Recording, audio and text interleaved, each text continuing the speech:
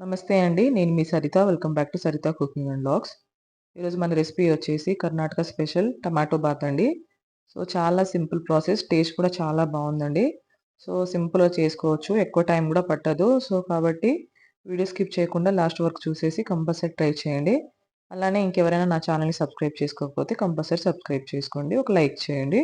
ఇప్పుడు వీడియోలోకైతే ఎళ్ళిపోదాము. So, first అయితే బియ్యం అయితే కడిగి నానబెట్టుకోవాలండి. సో, తర్వాత ఒక మిక్సీ జార్ తీసుకొని అందులో ఒక 2 టమాటోసు, ఒక 2, 3 పీసెస్ అయితే ఎండు కొబ్బరి, అలానే 2 లవంగం, ఒకటి ఇలాచి, అలానే కొంచెం దాల్చిన చెక్క మొక్క వేసుకొని అయితే ఈ విధంగా ఫైన్ అంటే మిక్సీ చేసుకోవాలి.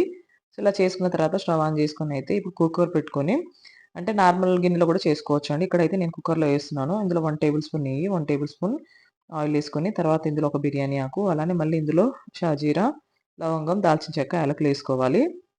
సో, ఇలా వేసుకున్న తర్వాత ఇప్పుడు పొడుగ్గా కట్ చేసుకొని ఒక ఆనియన్ ఏసుకోవాలండి.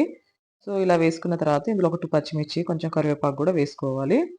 ఇవి కాస్త ఫ్రై అయిపోయిన తర్వాత ఇందులో 1 టేబుల్ స్పూన్ వరకైతే అల్లం వెల్లిగడ్డ పేస్ట్ వేసుకోవాలి.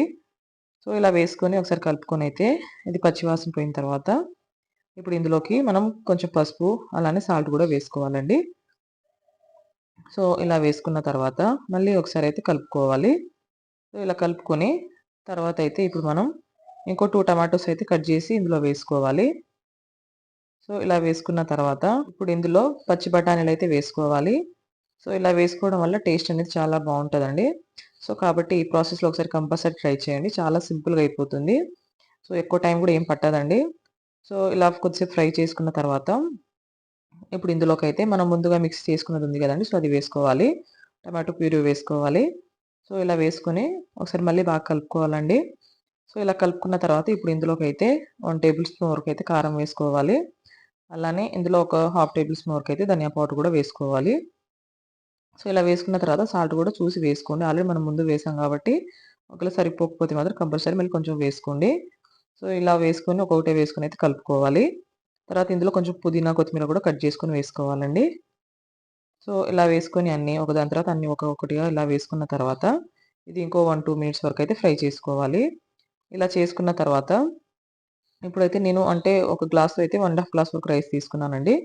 సో, 1 ½ గ్లాస్‌కైతే మామూలుగా అయితే మనం 3 గ్లాసెస్ పోస్తాము. కాకపోతే నేను ఆల్రెడీ ఇక్కడ బియ్యం నానబెట్టుకున్నాను. అలానే కుక్కర్‌లో వేస్తాను కాబట్టి, సో, ఇక్కడ 2 గ్లాసెస్ వరకైతే వాటర్ పోస్తున్నాను.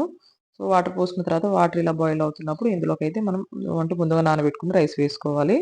సాల్ట్ కూడా అంటే మీరు చూసి వేసుకోండి వేసేటప్పుడైతే. సో, ఇలా వేసుకొనైతే ఒకసారి కలుపుకొని ఇప్పుడు మనం అంటే దీని ప్రెషర్ కుక్కర్ అంటే లిడ్ పెట్టేసి ఒక 3 విజిల్స్ ఉంచుకుంటే సరిపోతుంది. నా కుక్కర్‌కైతే 3 విజిల్స్ పెట్టానండి. సో, కుక్కర్‌ని బట్టి కూడా ఒక్కోసారి విజిల్స్ అనేవి పెట్టుకోవాలి మనం. సో, ఈ విధంగా ఉడికించుకుంటే మొత్తం ప్రెషర్ పోయిన తర్వాత తీసి చూడండి. టేస్ట్ అంటే వెంటనే మూత తీయకుండా కొంచెంసేపు ఆగి తీయండి. సో, చాలా సింపుల్‌గా ఉంటది ప్రాసెస్. అలానే టేస్ట్ అయితే చాలా బావుంటదండి. సో, కంపల్సరీ ట్రై చేయండి. పిల్లలు గాని, పెద్దవాళ్ళు గాని చాలా ఎంజాయ్ చేసుకుంటూ తింటారు. సో, వీడియో ఎలా అనిపించిందో కంపల్సరీ లైక్ చేయండి, కామెంట్ చేయండి.